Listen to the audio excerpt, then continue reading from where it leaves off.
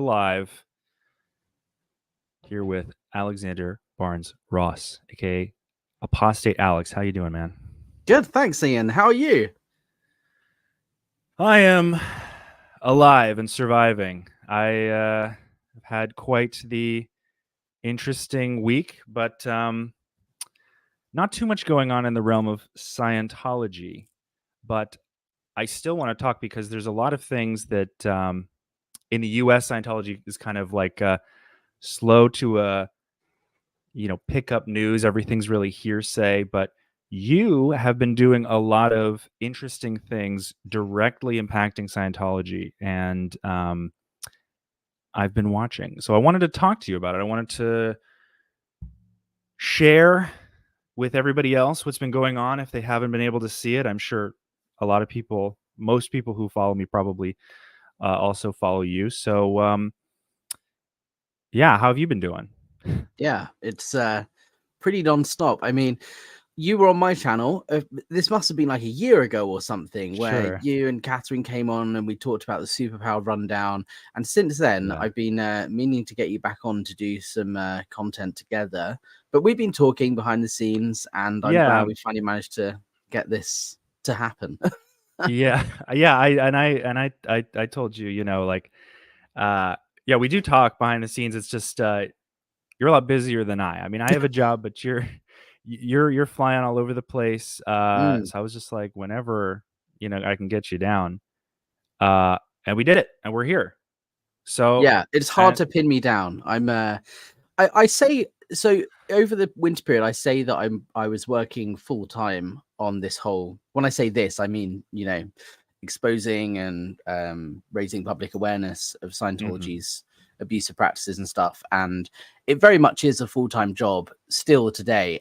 I work predominantly in the summer. My work is festivals, and I work in the entertainment and music industry, and so I don't have as much time in the summer as I do in the winter, but I'm still managing to get full-time hours in between my other work. So it's hard to pin me down, and so sorry, but we're here now, and you've got me. So let's jump in. I'm a patient man.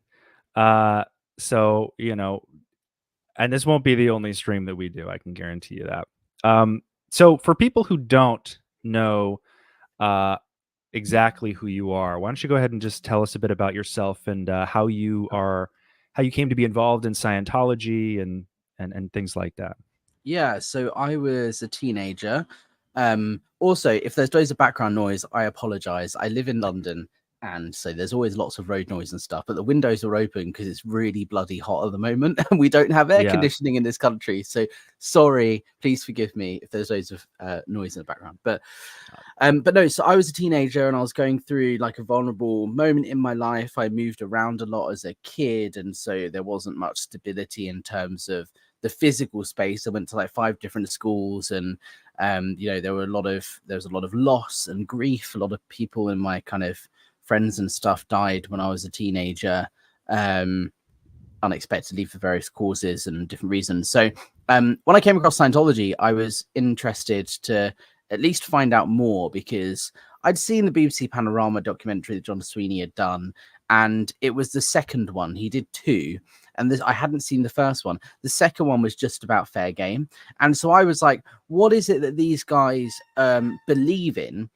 Because it wasn't really covered in the documentary. And secondly, why are they so passionate about what they believe in that they'll defend it so vehemently? I didn't watch the documentary and think, oh, sign me up, I want to join that sounds controversial. It was more just, I wasn't thinking of joining. I was just wanting to find out more about what this group believe in and what motivates them to defend it so vigorously.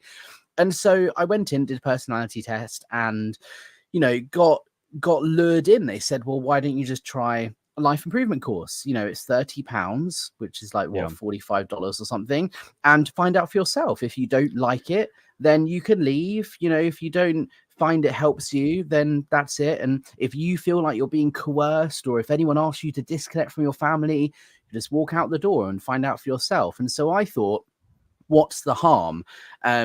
Given they've given me all these promises and all this hope about all this trauma that I was going through. And there's a possibility this thing might be able to help me through this rough time in my life. And also, let's not forget, I was 15. So a lot of teenagers make terrible mistakes.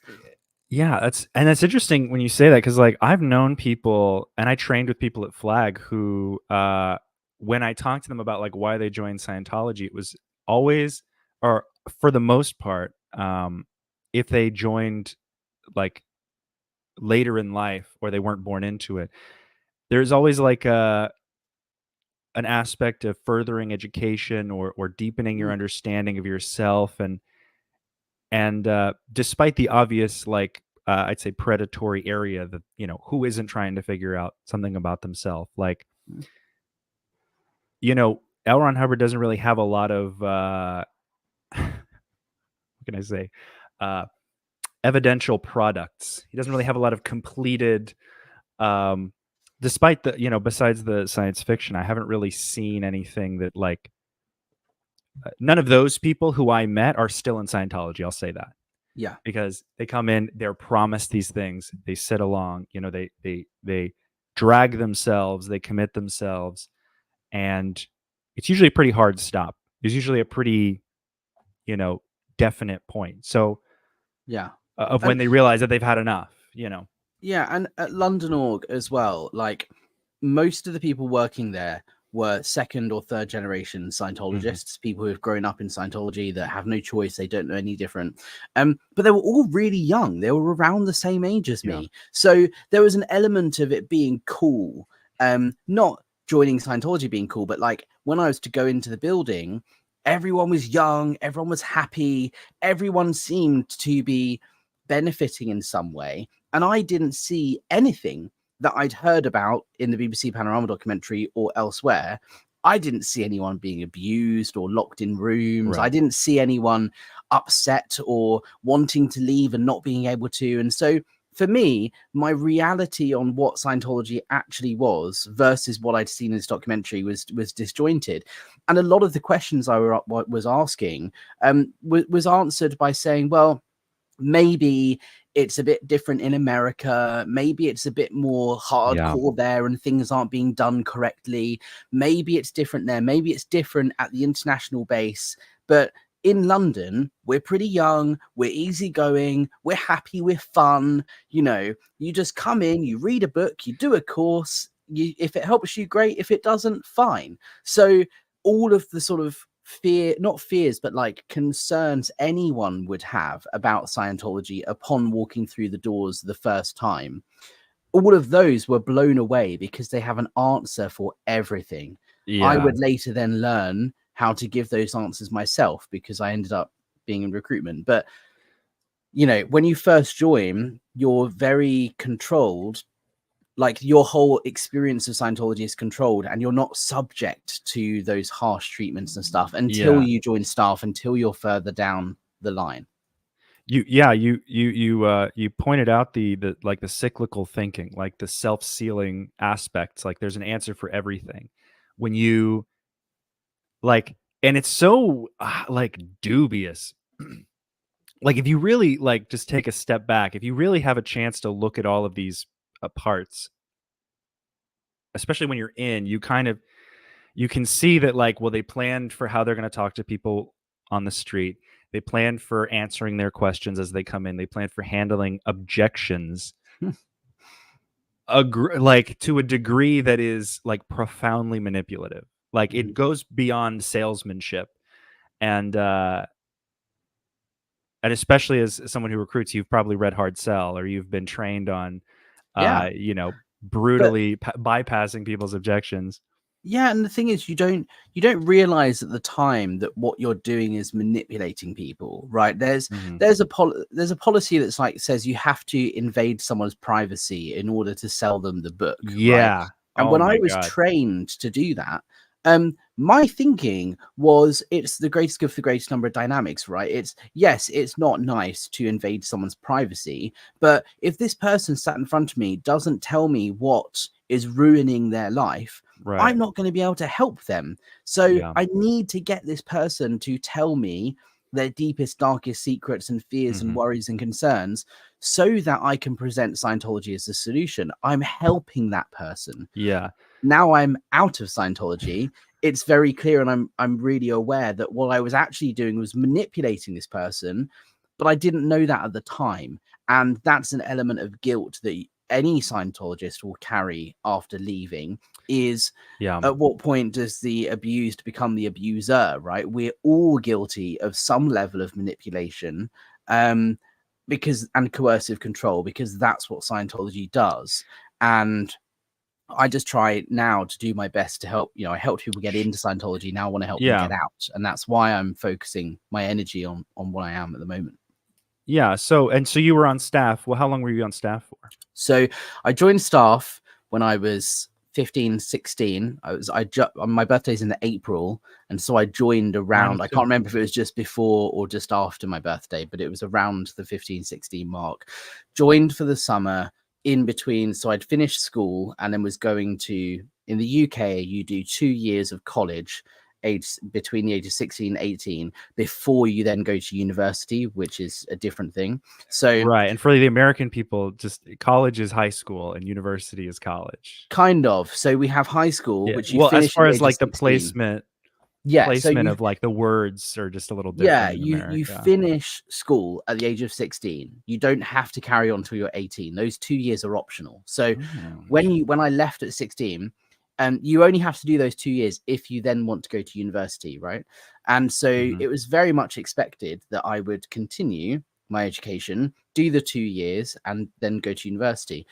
So when I joined staff, I said to them, look, I have to leave staff in September unless we handle my family and get them to be okay with me not going to college.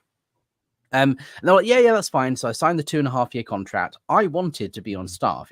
I thought it was a good cause. I thought it was going to be more helpful to the world than going to college.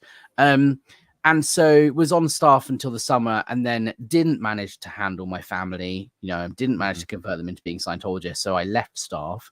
And then a month or two later, I was then told that I wasn't allowed to come back into Scientology or the org or continue progressing, because my family, my mum, had a connection to an enemy that was never found out. It was never discovered who it was. And so I had 18 months or so off staff, and basically trying to figure out what the hell was going on, at which point Flag picked me up trying to sell me my basics, and then got me into like a recovery cycle, to use a Scientology term. And they told me to do a board of review. So I requested a board of review, which then happened, at which point London Org said, oh yeah, look, we shouldn't have kicked you out. There was no reason to do that. There were some alarming occurrences, but the truth was never found. We didn't find out who the connection was. You're fine. Welcome back. And so I rejoined staff, and then I stayed on staff then. This is by the time I'd finished sixth form. I was then on staff for about a year or so more, and then got kicked out because I was declared a potential trouble source. I hate it when that happens. Yeah, they're really good at being like, actually, this whole thing that you've been doing that has been making your life super anxious, and this ethics cycle that we've started for you on your behalf that you really have no say over, but you have to kind of sacrifice time, effort, like however much of your do physical labor in some instances to make amends. Like after that, they just be like, oh, but before you leave, before you decide this isn't for you, it actually didn't need to happen at all. So we actually just checked. We just went in the back and we were like, oh my God, I missed this comma instead of a period. It's actually, you're free to go. You're actually, it actually says you're great at the end here. And they never apologize. I never got a we're sorry. Never. It was just a we were wrong, welcome back. And so I re-signed the staff contract. And in their profoundly professional opinion, they've actually discovered, not that they were wrong, discovered out ethics. Yeah, they've discovered out ethics on the ethics cycle. Yeah, insane. So you've been doing a lot of activism. since you've left Scientology, what would Mm. you observe, from the American perspective? I only have such a limited uh you know view of what happens over there. What would you expect? Sorry, what would you observe as like the current climate of Scientology in the UK? Mm. It's hard. It's hard because who really knows? We have Right. a census every year, which is something that dates back from the Roman times. Quick history lesson: when the Romans invaded all the countries in Europe, they did what's called a census, and I think it was every year or every 10 years or something. A form was basically sent out to all households that the Roman Empire were in charge of, and gathered data on who was living there, Right. so that they could then collect taxes from them. That tradition still stands today in the UK, and every 10 years we have a census. There's a form that you're legally obligated to fill out, and it asks all sorts of questions like, how many people live in your household and how old are they? And Mhm. one of the questions is religion. It's an optional question, you don't have to answer it. But the most recent census, which was 2021, showed that there were about 2,000 Scientologists in the UK, which isn't much. Mm. However, understand that the census is only filled out by people who are resident living here, not necessarily Right. people who are in the UK training, for Yeah. example, at St. Hill or whatever. Um, Yeah. and that also doesn't take into consideration the fact that St. Hill, which is the UK headquarters, is used for large international events. The Yeah. IAS event happens every year, and that's the largest fundraising event for Scientology every year. And that happens Yeah. here in the UK. And it's a major, I mean, the St. Hill alone is like a major sort of it is literally the first St. Hill organization, Yeah. which in Scientology terms is like where you go to do certain upper levels. Yeah. And so there's lodging there for foreigners, for people who come from out of town. Same thing in America. Like we have a census bureau and they do a census. I don't know to what extent. I've seen the forms like a long time ago, but they ask similar questions. But that doesn't account for a place like Flag where you have like 200 Russian people who are not, Yeah.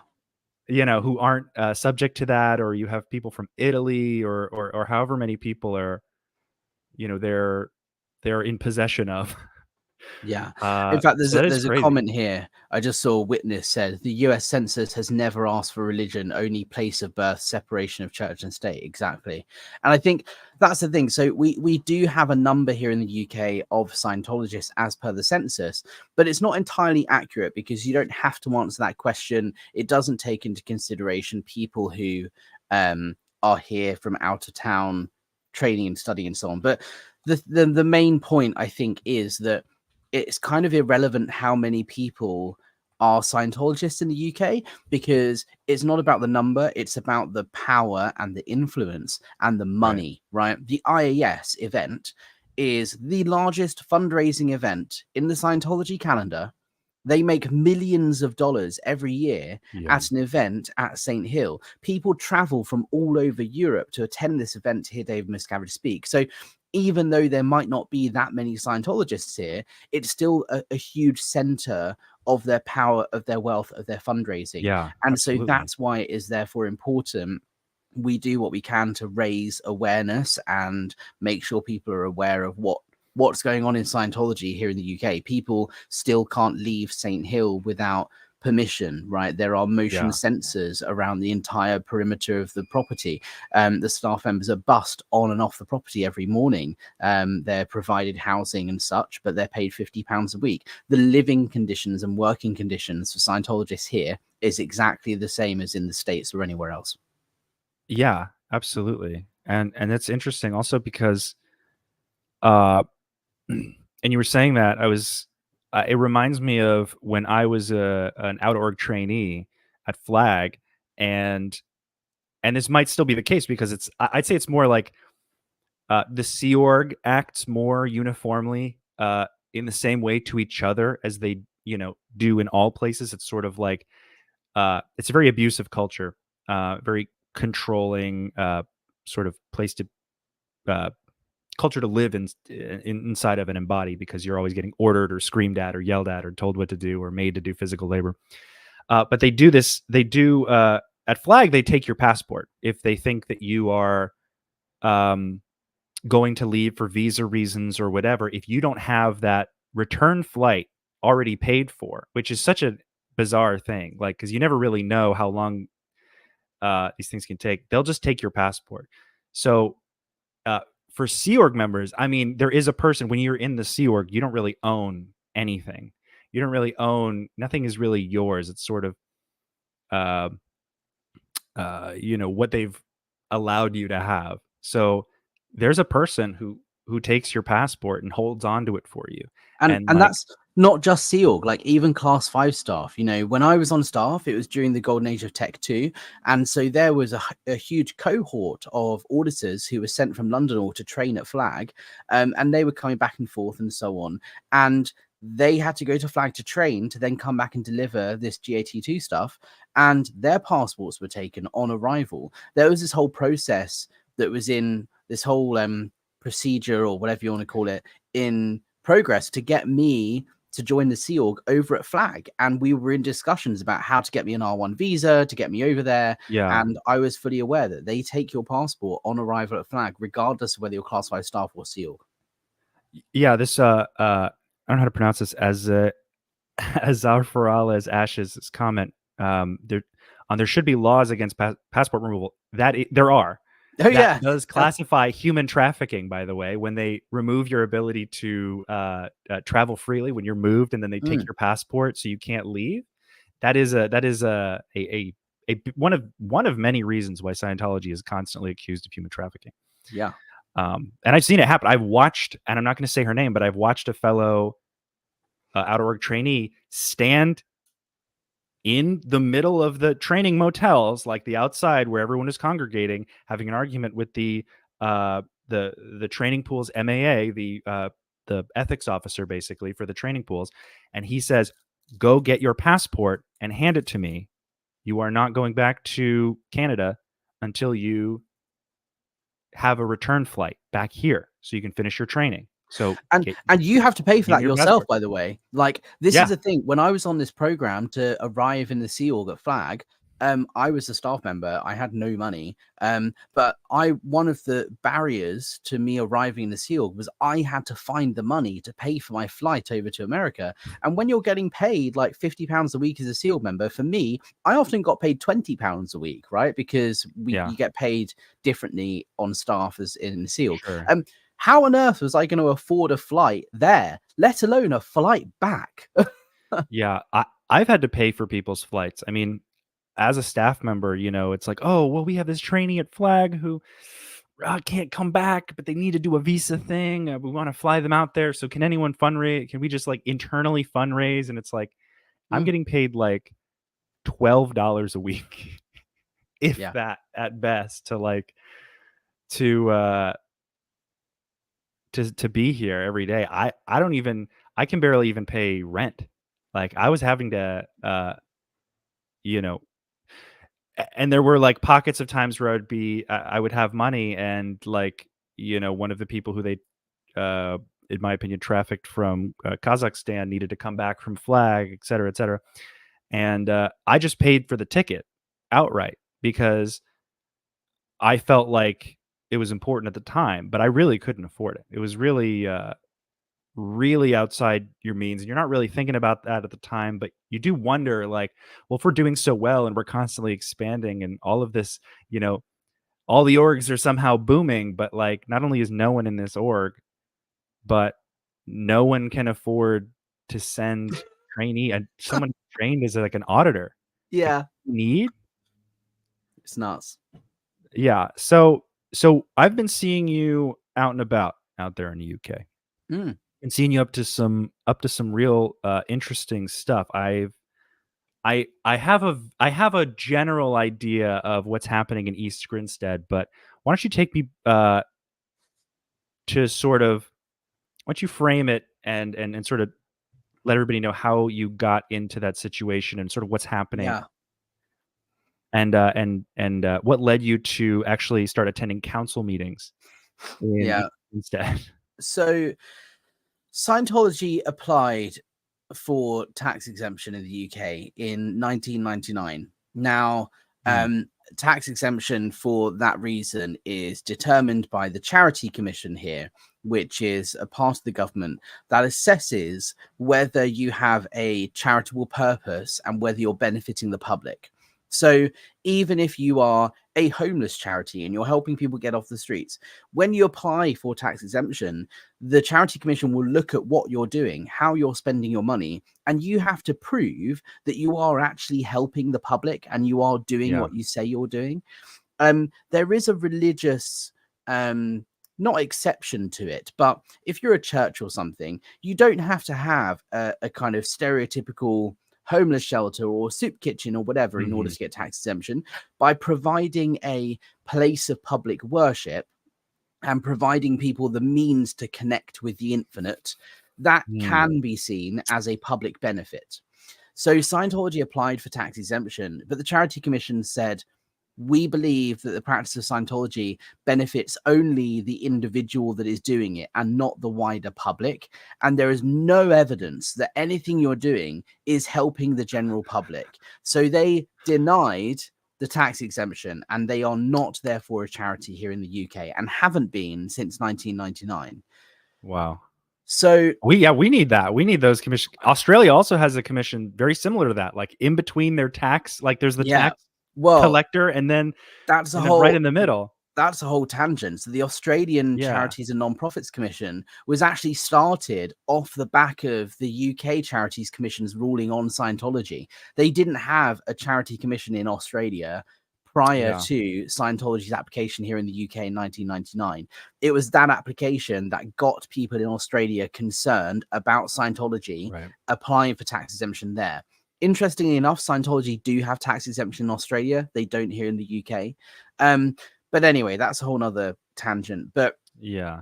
essentially, they're not tax exempt here, but that's not stopping them from operating. And they have to pay 20 or 40 or something, depends on how much money they turn over, percent tax on their profits, because they're seen as a for-profit business here. Right.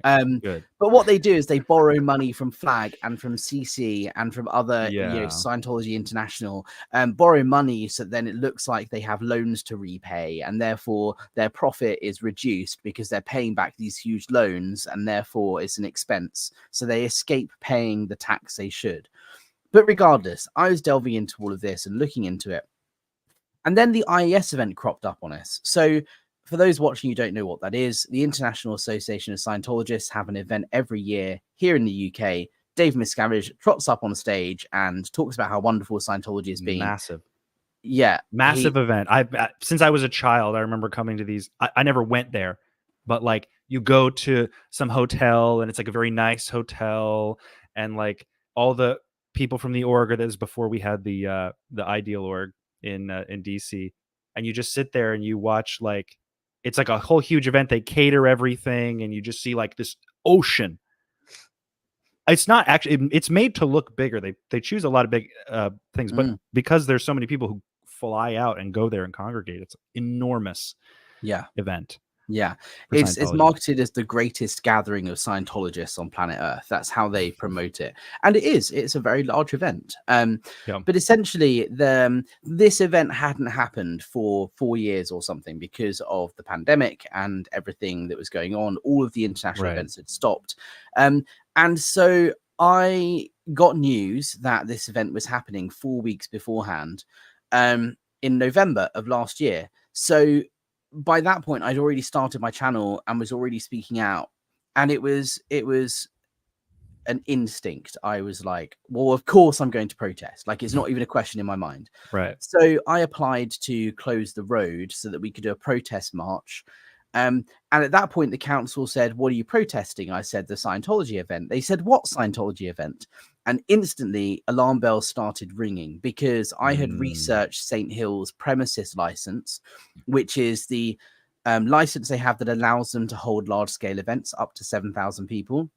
one of the conditions of that license is if they are holding a large event, they have to provide the council at least 6 weeks notice that they're going to hold a large gathering, including child protection plans, traffic management, all that sort of stuff.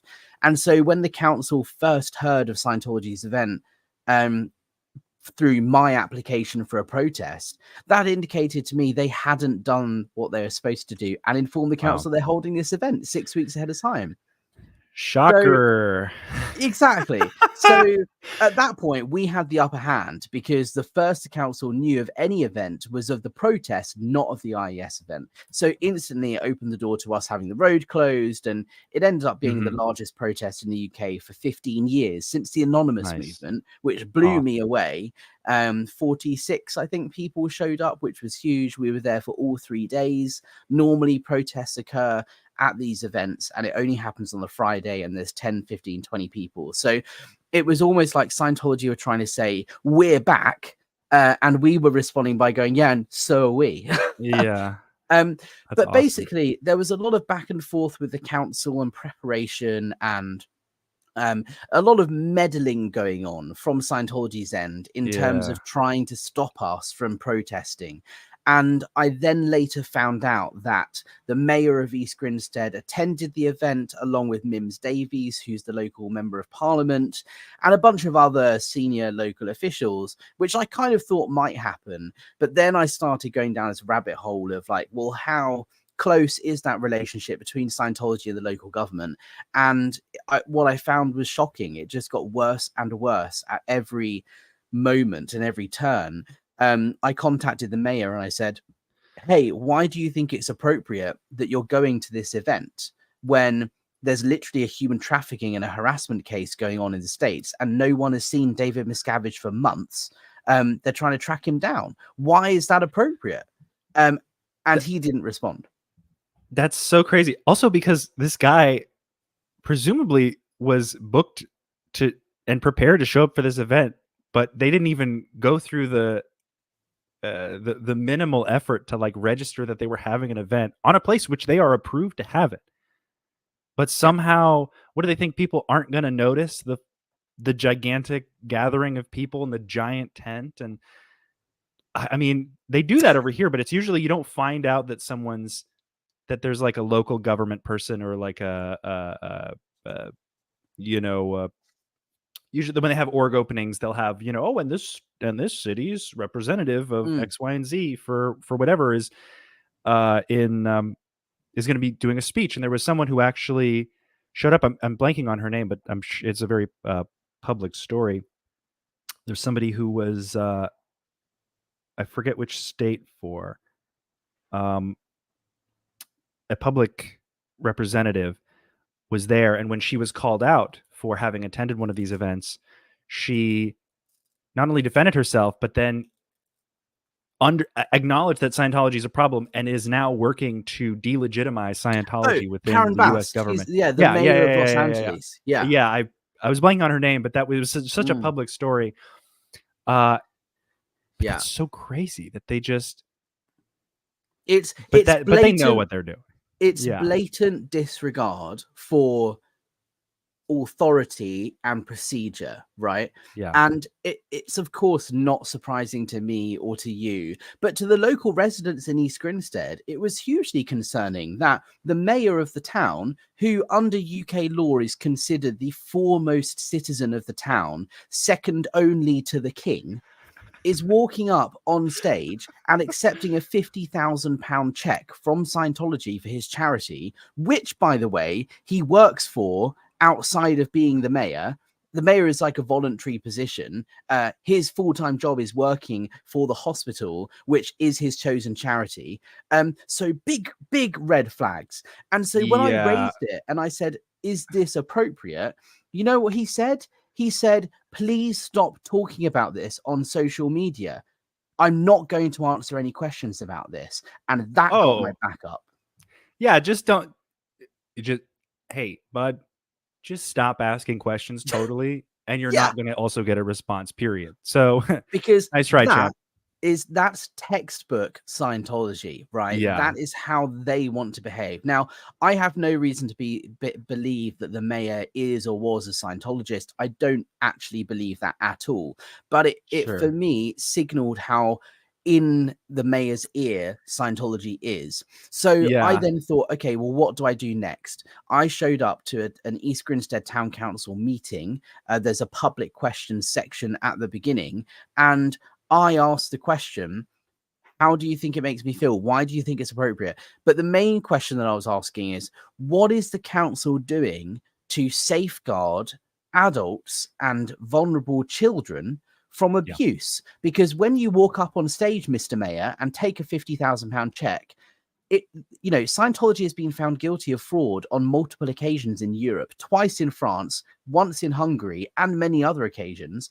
Firstly, how are you ensuring that that money you're accepting has been received legitimately? And secondly, the person handing you the check is not able to leave the property without permission. They're paid £50 a week. They work 7 days a week with no time off. So Yeah. what are you doing within your powers as mayor to ensure that you are safeguarding these people you are associating with? The response I got was very much like, oh, it's not our responsibility, it's someone else's job. But essentially, it started the ball rolling. And then a couple of weeks later, there was another council meeting, which I didn't attend, but 4 or 5 other members of the public also, they did attend. And they also asked questions in a similar vein. And it just got the council's back up. And they just said, please stop talking about this. It's nothing to do with us. We want you to stop. And if all of these victims of abuse could stop talking about it on social media and shut up, that would be great. So I lodged a formal complaint, which was eventually then heard by East Grinstead Town Council. They have yet to apologize, but they did re-upload, because they had redacted all of these questions from the meeting minutes and from the uploaded recording of the meeting to YouTube. So they re-uploaded it without the redaction, which I think is a semi-partial win. But they're still yet to apologize. And we now have a new mayor because that guy left. Oh my God. It's so crazy that it always bothers me. Like, I keep having these moments of, and this happens everywhere these days. I feel like we're too comfortable with the internet that we kind of gloss over the fact that it's where everybody is looking. It's like, that if you're a public figure, shit you do is going to be public. People are going to see it. They're going to talk about it. You just, sir, if you could just not participate in social media with things that you care about, if you just shut down all that sentient curiosity within yourself, and if you could just stop, you're making me look bad. Yeah, if you could just stop holding me accountable, even though I'm a public official who should be held to account, please just stop. and we have a very similar issue. I mean, I think this is more of a capitalism issue, maybe like a human issue that we have on planet Earth. But people in positions of power wanted that, and and in America, you find it all over the place. We actually in American Congress, bribery is legal. It is legal to bribe, but there's bribery, and then there's America.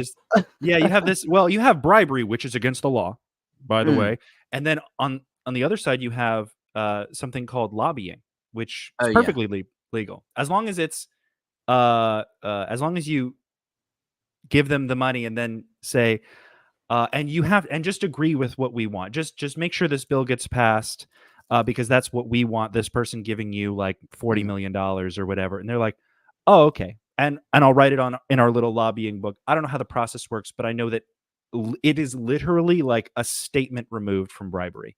But so many people disagree with it. But it's like, it's like the correlation between wanting power and wanting to be in these positions of making decisions and self-enrichment are just married to one another. Yeah, they get around it here by it being a donation to the charity. One of the things that the mayor and the council said was, well, the mayor isn't financially benefiting personally from his association with the Church of Scientology because the donation is to his charity rather than to him. And so because it's a charitable donation, they were like, well, Scientology provide volunteers to our events and they help out around town and they donate money to local charities. So if the mayor doesn't go up on stage and thank them, then that's the local community losing some of that benefit. And I said, yeah, but that's exactly the point. Scientology are not donating to local charities because they care about the local community. Right. They're donating because they want a picture of the mayor on stage because it gives them legitimacy. They are going for the soft power, and they are looking for any and every reason they can possibly find to make the case to the government that they are a legitimate religion and therefore deserve tax exemption. They're playing the long game. And by going up on stage and accepting that check, you are helping them do that. And what that means is you are allowing and enabling further abuse.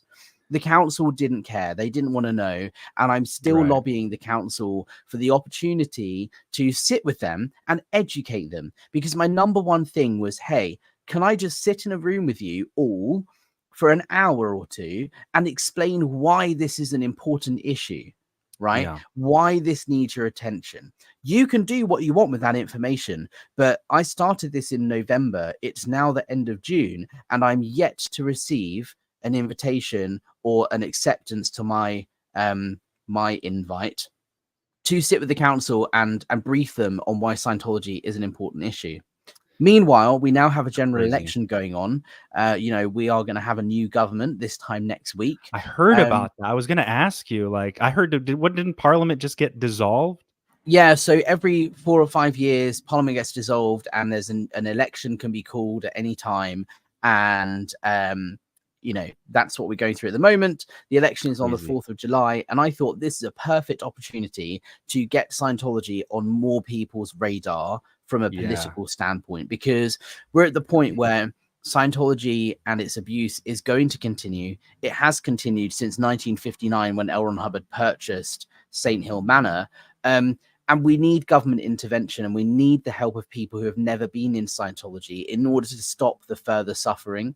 And so at the moment, we're in this transition period where politicians are trying to get votes. They're trying to win people over. So they're listening to what their constituents are concerned about, and they're listening to what people want to have solved in their local area. So I thought, let's contact all of the MPs standing, or the candidates standing, in the areas where there are Scientology organizations: Manchester, Birmingham, Sunderland, London, St. Hill, Plymouth, Bournemouth and Poole, and ask all of the candidates, what are you going to do if you are successful and you are elected to stop the abuse, to get this debated in Parliament? Fortunately, John Sweeney, who did the BBC Panorama documentary, very famous journalist, he's standing for election. He's running as a Liberal Democrat. And he instantly got back to me and he said, I will support a debate on Scientology in Parliament if I'm successful. And so I've then started to apply a little bit of pressure on all of these other politicians. And we're now at a point where we have 8 politicians standing in next week's election who support a debate on Scientology in Parliament if they're successful, which, as far as I'm aware, is unheard of. I don't know of a time when there have been 8 candidates standing in an election who support a Scientology debate. That's crazy. I mean, I remember watching My Scientology Story, which is the documentary Louis Theroux made. And that was honestly one of my favorites. I don't know if you've seen that one yet. He's a British guy. I mean, and just the simplicity of it. Like, people don't understand that how, and I don't really know how to frame this in the way I truly mean it, but how easy it is to see the reality of Scientology by just directly engaging them with criticism. Okay. One thing I heavily believe is that the way Scientology has sort of established its reputation and the fear around people not wanting to talk about Scientology. I mean, Scientology hasn't won a successful lawsuit against an individual in 20 years. They haven't even, I'm sorry, they haven't launched. Did I say launched or lost? I meant launched. They haven't They haven't won a lawsuit in They've never over won a 20 jury trial ever. Yeah, ever. So, and even just that, like, and they talk about, you know, in Scientology, you're sort of inundated with this understanding that there is a way to both confront and shatter this suppressive influence, these people who are anti-Scientologists. And you think these things are happening. And my whole childhood, I thought we were winning court cases left and right. In my entire life, this has not happened. And on the other side, you're like, oh, Scientology has been purely defending itself and signing settlements and paying people to stop talking and attacking people. And like, you know, the fear that they have created does, I'd say, 90% of the work in getting people to not talk about Scientology. And it's so, it transcends just like, if you're part of like an organization, you have to like, I've talked to people who you know, journalists who wanted to talk about my story, but then like, if they couldn't perfectly verify everything with Scientology, they weren't going to run the story because they're terrified of Scientology. Like, so they just Yes. won't even touch it. Period. One of the biggest issues or challenges that I have at the moment dealing with journalists is not the journalists, it's the legal teams. Scientology have a reputation for being a bit of a bully in the legal department, right? They threaten lawsuits. They will come at you with a barrage of emails and documents and legal threats in the hope that you don't publish the story and the story doesn't get put out. So any journalist that decides to go up against Scientology and say, hey, we're going to do a story about this abuse or whatever, that journalist has to be prepared for that onslaught of legal action, even if it doesn't result in court action. Scientology policy is to threaten to sue, not to actually sue. Right.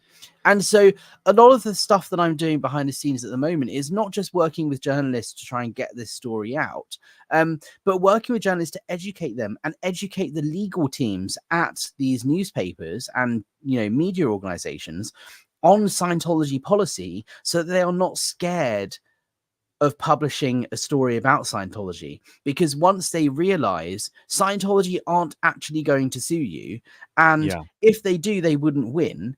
In order for Scientology to prove or win a defamation case, they would have to evidence they have a reputation in the first place that has been damaged.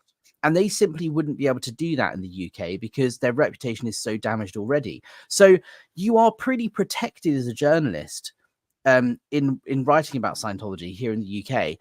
But journalists don't know about it and their legal teams don't. Quite often, media companies will say there are easier stories for us to take on that aren't going to result in hours and hours and hours of lawyers responding to litigation and legal threats and so on. So it's just not worth it. So a lot of my time is actually spent educating people on policies and procedures to encourage them to find the confidence to speak out. Yeah, I do wonder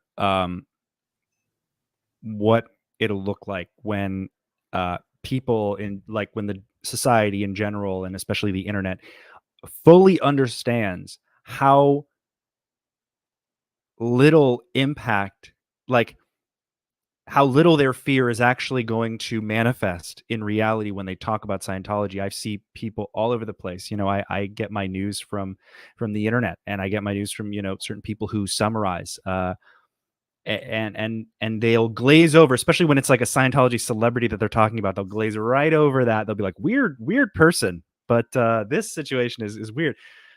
But they won't actually say it. And if they do, it's regarding a story that is already so well publicized, like the Danny Masterson trial. Everyone was talking about that.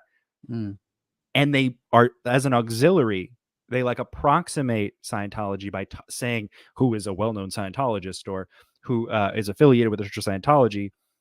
It's only when it's like so in your face and public that, you know, they see it as like something that they can talk about. But I'm sure this is going to happen. I'm ecstatic because if most people are talking about it, for what it is. And obviously that takes a lot of education and a lot of summarization of like the difference between a cult and a religion, and what it actually means to allow a cult to exist, especially to government officials who give them the ability to withhold paying taxes, or what it all means. But on the other side, I definitely see like just like a wave of just all this pent up emotion and opinion about Scientology just like spreading. I honestly, I don't think that Scientology is ever going to permanently go away in a belief capacity, right? He wrote the books, they're out there. There's always going to be a handful of people who believe it, right? There are always going to be people who believe anything.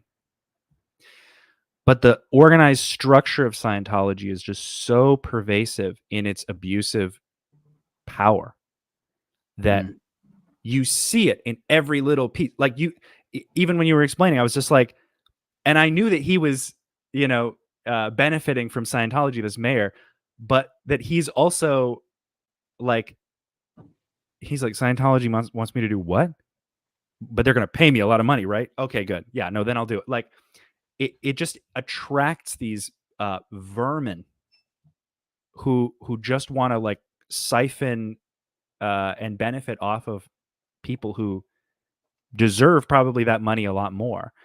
And it's an ego trip as well, right? Like any politician in the local area who goes to a Scientology event is experiencing an afternoon, an evening, or a day where their ego is stroked. They are made to feel like the most important person in the room. They're given their little sandwiches with the crust cut off. They're wandered around. Oh, you're lovely. Oh, you're wonderful. Oh, thank you so much for everything you're doing. Bring out the little cheesecakes and the chocolate fountain at the end. And you think I'm joking? I'm actually not even joking. That's exactly what it is. Like, they have scones and tea and cucumber sandwiches.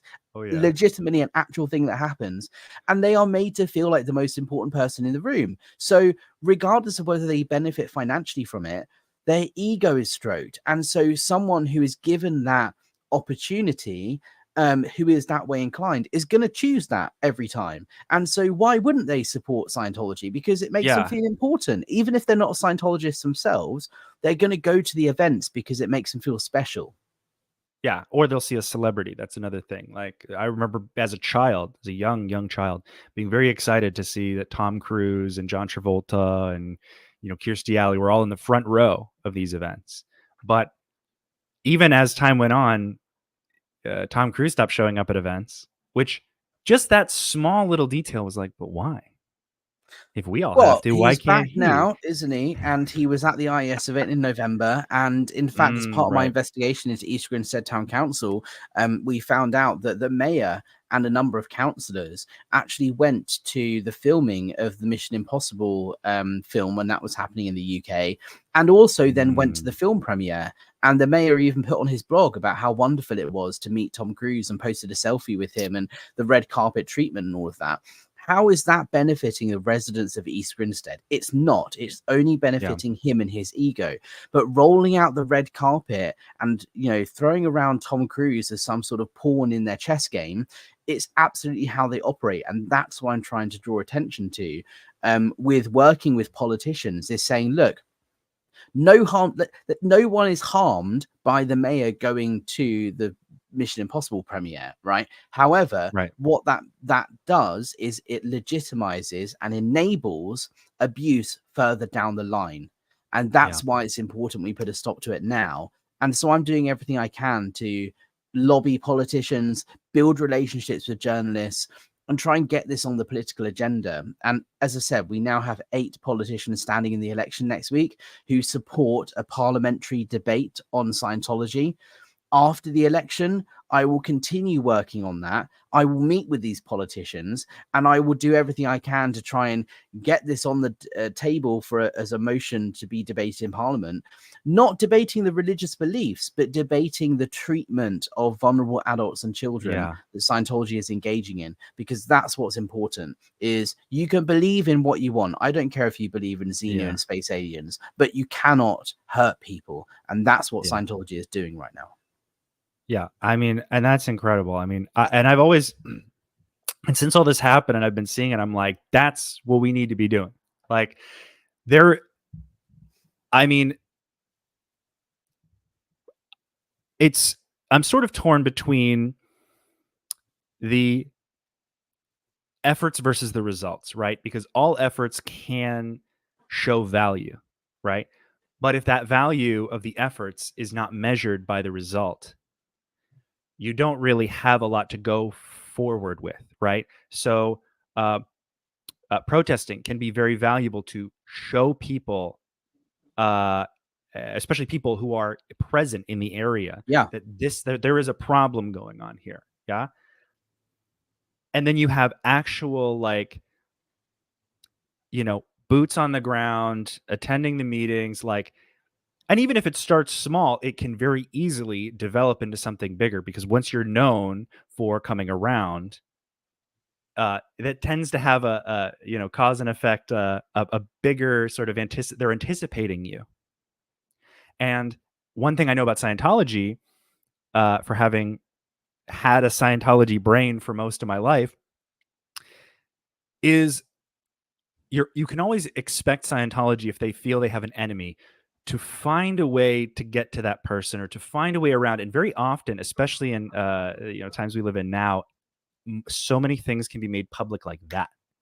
That there's along the line, you slip up, you say something comes to light, or you generally just come across it because it's aimed at you, or it's directed at you. And I can see this becoming like a much bigger, more effective thing. I was talking, with some other people who are pretty big in the anti-Scientology space, and there's a lot of that needed in the U.S. Like, I mean, in the U.S. is pretty big. I think the entirety of the U.K. fits in New Jersey, but Florida, the UK is about the same size as Florida State in terms of geographical size. In terms of population, we have about 20% of the population of the US in the UK. We're very compact. Right. So very dense, right? So it's easier for people to bump into each other. I mean, your whole nation is like thousands of years old or something, like at least over 1,000. So like a lot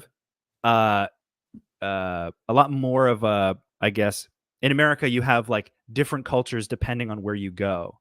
And I think, it's just such a big place. How do you get this message? How do you translate this to as many people as possible? I would say, and get them to be activated. I would say in the same way that we are doing it here, is contact your local state representative or your local politician, right?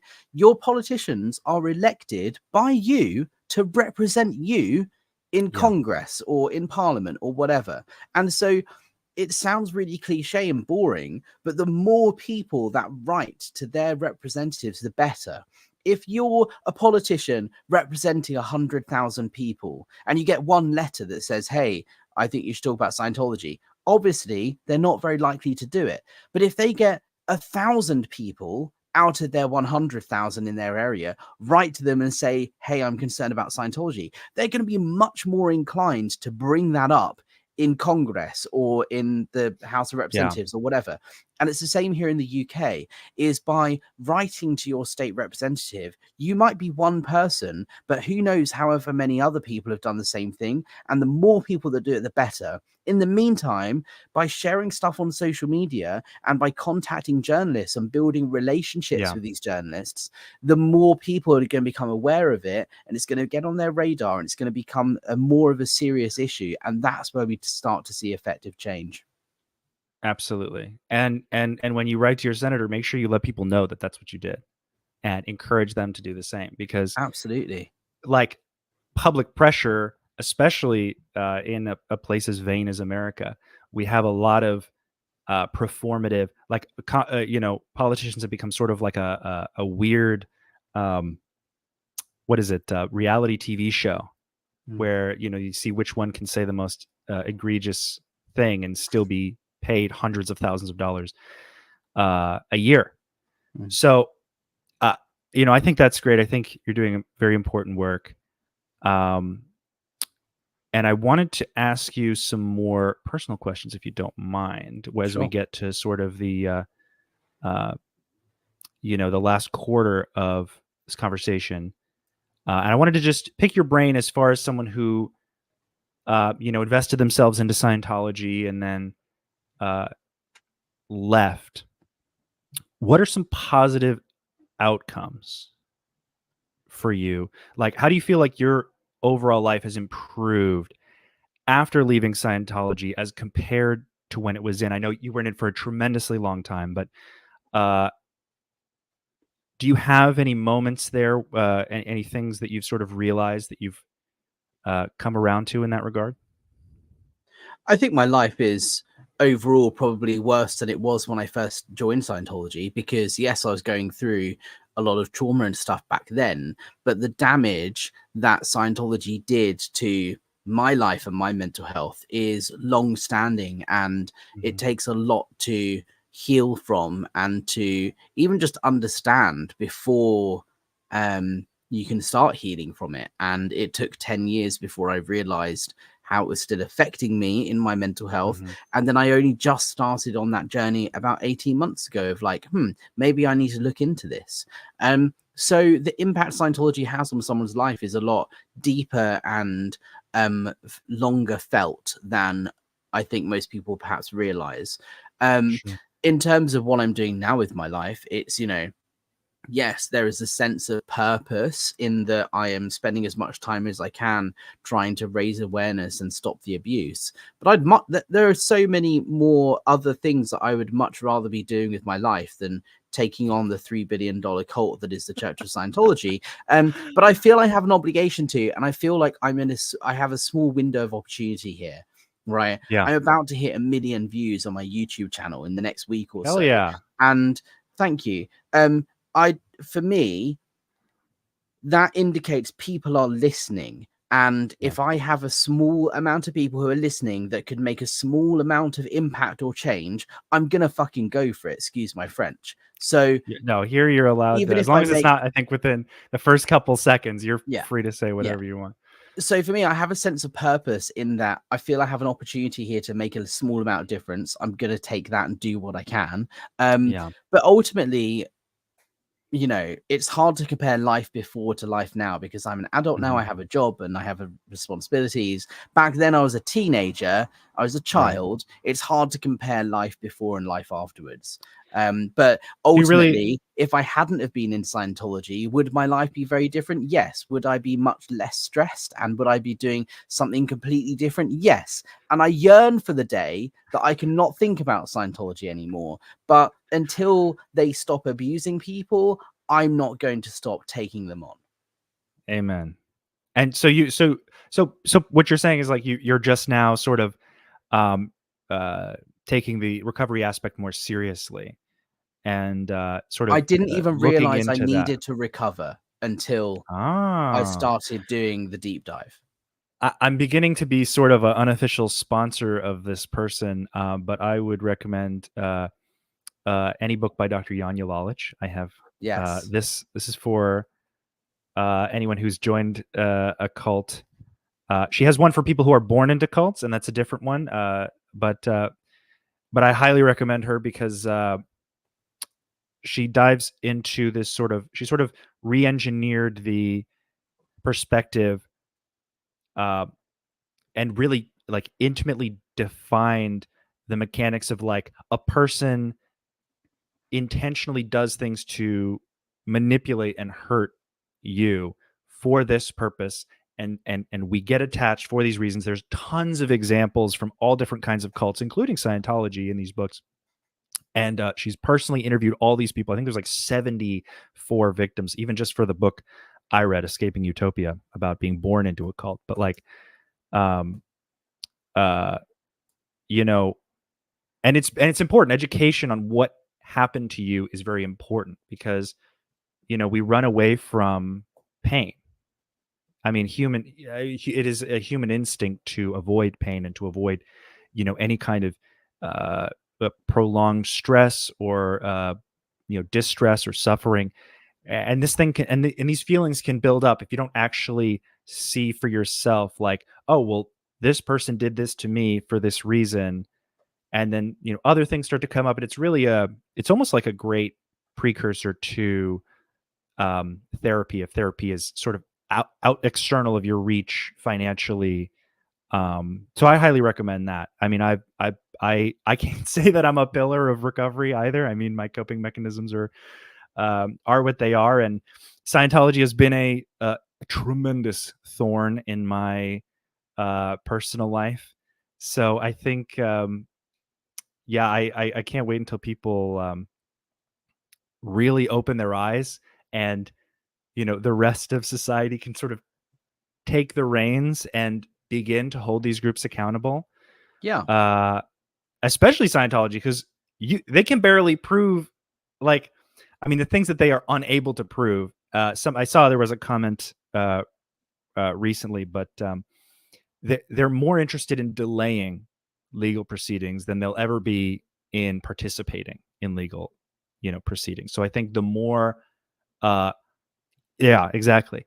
Like, the more we can kind of bypass that by public outrage and by, insistence by people that this Scientology organization actually go above and beyond, because it is contentious, because it is held to such ambiguous standards of what is right and what is wrong, like what is actually helpful for the community. Like, the community should decide that.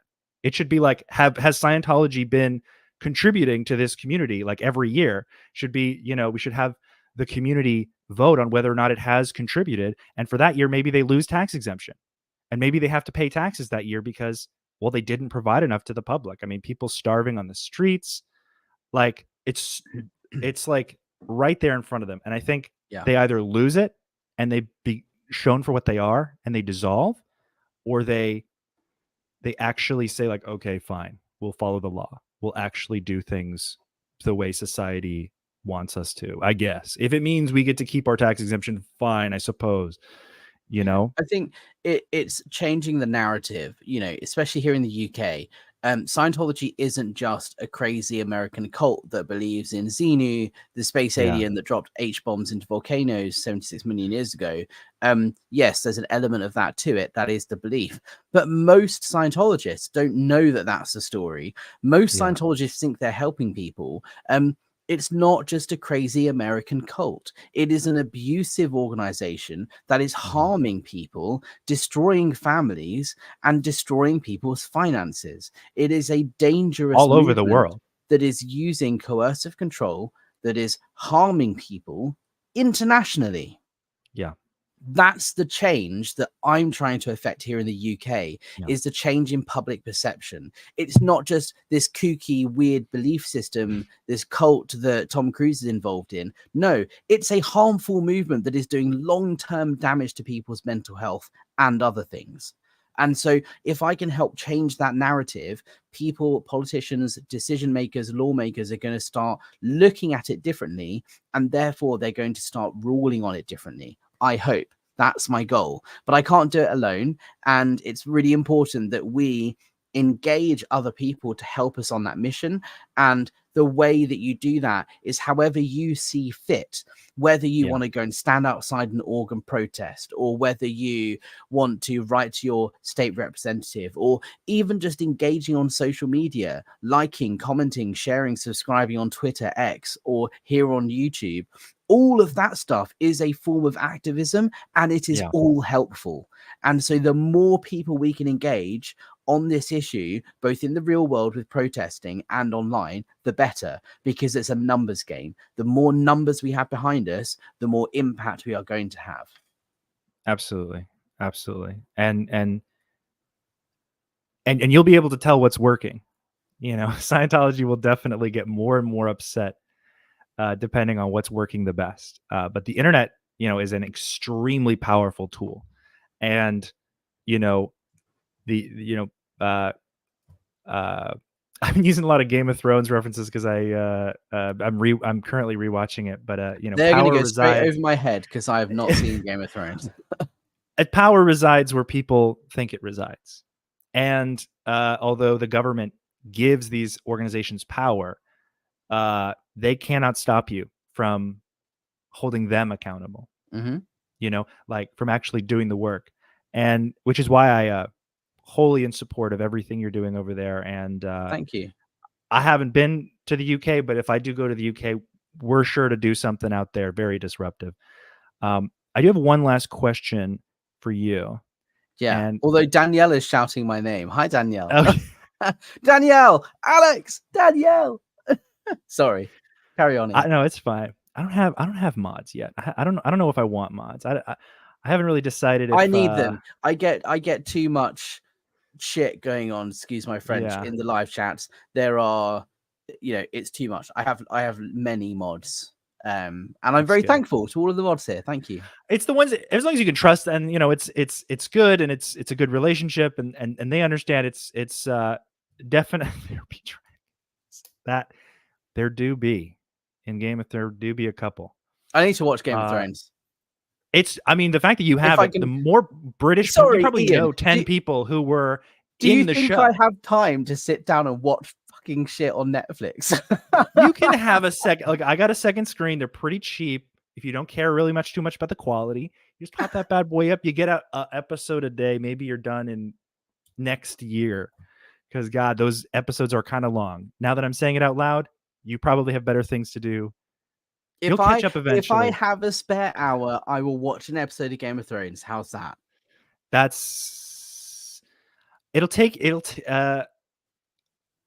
We'll talk about it. We'll talk. I'll strong arm you behind the scenes. All right. We'll figure it out. Maybe we could do like we could watch it together on a live stream or something. I know we're just on YouTube, but like we could do. We'll do like a Patreon watch party, something like that. Something like that. Anyway, you had a question. Sorry, I had a question. This is more of just this is a question I think. I can read the books to you while you drift asleep. How can I resist such a kind offer? So my question is this: if you could sit down and speak to the UK Prime Minister, what would you say, and what would you want to tell them about Scientology? What would be your message? I don't want to be too much of a tease because I don't have a meeting with the Prime Minister booked. However, I am very much moving towards that at the moment. And as much as I want to answer that question, I kind of want to leave a little element of surprise because I am hoping in the next couple of months, I will have such an opportunity. And I don't want to jump the gun, overpromise and underdeliver, jinx it, whatever you want to say. Look, there are many things that I want to tell various people about Scientology. Sure. I think my main message of why I'm doing this and what's important to know about Scientology, I think all of that is out there. It's very clear what my mission is. If I did actually have the opportunity to sit down with the Prime Minister, there would be a lot of context around that, why I'm there, how I got there. Well, that would inform how that conversation would go. But I'm doing everything within my power to get that to happen. And I'm actually, you can have an exclusive here, Ian. I'm working on something at the moment that involves the written testimony of dozens of ex-Scientologists, some of whom have never spoken out before, who are helping me basically put together a petition of written testimony, dozens and dozens of pages of this is what happened to me in the UK whilst I was in Scientology. And I'm hoping I will have the opportunity to walk up and deliver that to 10 Downing Street. Incredible. Well, in that case, how about I reframe the question? How about, because that sounds like that sounds like something a lot bigger than I will, I'll give you that one. I'll let you, I'm going to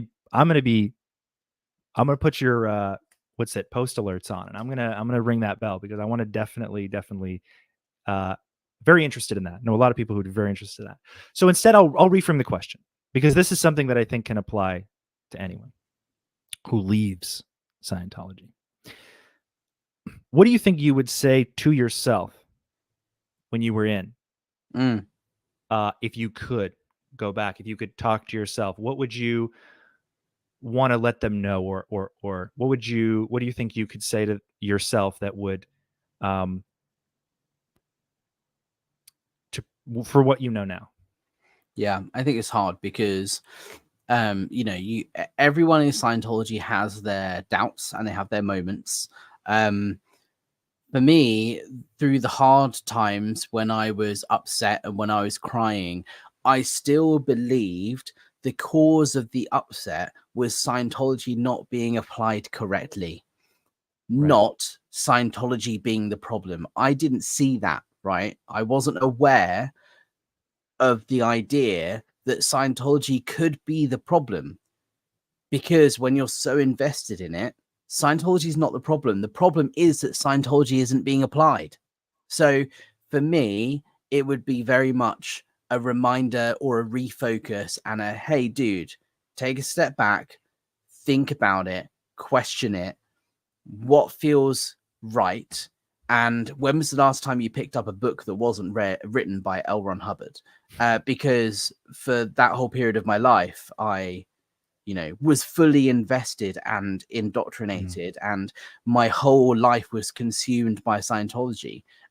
For a period of a year or two, I didn't see any of my friends from school. And I remember very clearly when I went to a party once as a teenager, having not seen them for a year, I walked in and I overheard someone say, "What's happened to Alex?"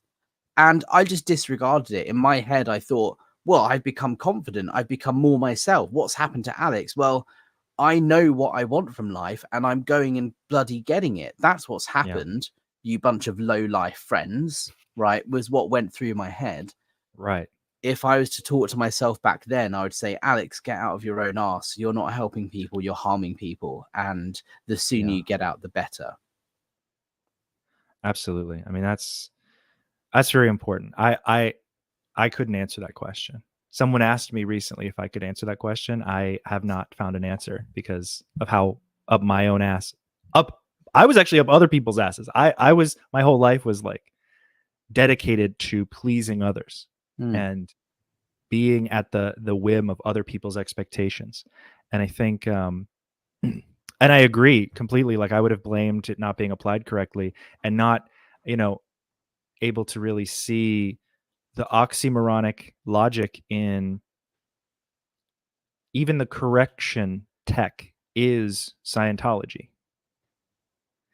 Even if it brings you back to a state of, well, let's try again. You're in the same system. You're in the same framework of effectiveness. So if it didn't work on you and you keep trying to make it work on you, you're just kind of like reinforcing this like barrage of self-defeat.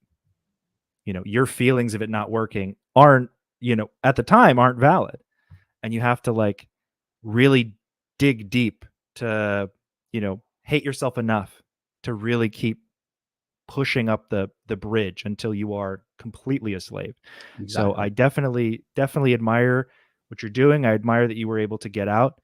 I highly doubt this is the last time we talk.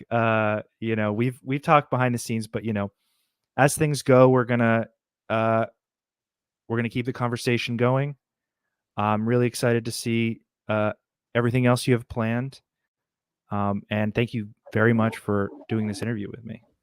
Thank you. I appreciate it. And I just want to, say once again that thank you to everyone that supports me in this mission, right? Like a lot of times I feel very on my own out here doing it, doing the work and, contacting politicians, building relationships with journalists and all of this. So I am very alone in that aspect, but I know that I can't do it without the support of other people. All the people that buy me coffee or even just like, share and comment and subscribe and all that sort of stuff helps me get the message out to more people, and that's what motivates me. And I can't do what I'm doing without the support of other people, including you, Ian, for having me on your channel. Like, it's a team effort, and we all have a part to play in this mission. We're all cogs in the machine. And so the more closely we work together, the more we collaborate as a group of people, the more effective we'll be. And so thank you. But you know, I can't do it without everyone else. And I'm not the first, I'm not the only person doing it. But you know, I'm just one person, and I'll do everything I can. But you know, well, I mean, that's I you know, you took the words right out of my mouth. I mean, you're definitely not alone. And I have literally written down here, not because I wasn't going to, but because I do forget. Go to Alex's channel and follow Alex on every platform. Where can they find you? Apostate Alex everywhere. ApostateAlex.com. Open Google everything. Me. Follow, if you Google me, Scientology's website will come up that they put up hating on me. But ScientologyBusiness.com is my online magazine, blog, whatever you want to call it, where I talk about and investigate Scientology's activities. YouTube, Twitter, X, all of that. Apostate Alex. That's where you can find me. Fantastic. Well, I appreciate you talking to me on here. We're gonna talk in general, but yeah, thank you so much. Everybody, follow him. We are going to. I have a stream planned for. I want to say Friday. It might be Saturday, depending on my personal life, which is a little spastic. So thank you, Alex. And let's do this again. How about that? Thank you. All right. See you later, Ian. Thank you everyone for watching. Yeah. Thank you everyone. Yeah. All right.